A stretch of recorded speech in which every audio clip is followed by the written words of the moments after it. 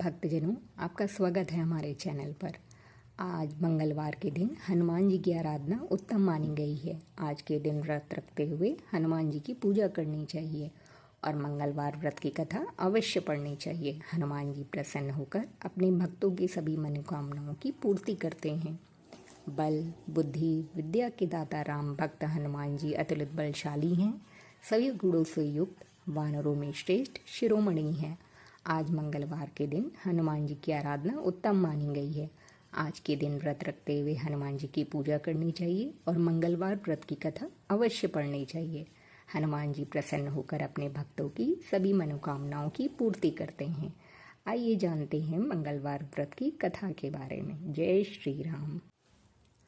एक समय की बात है, एक ब्राह्मण दंपति की कोई संतान नहीं थी, जिस कारण वो बेहद दुखी थे।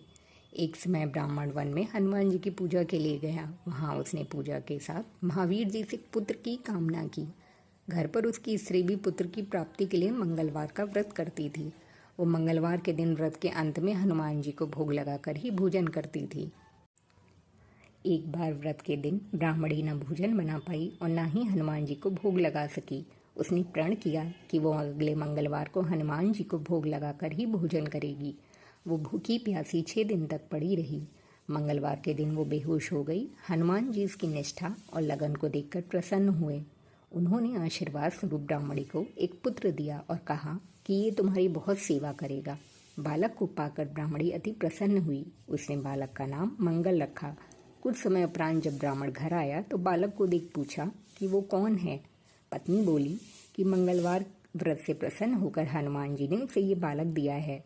ब्राह्मण को अपनी पत्नी की बात पर विश्वास नहीं हुआ। एक दिन मौका देख ब्राह्मण ने बालक को कुएं में गिरा दिया।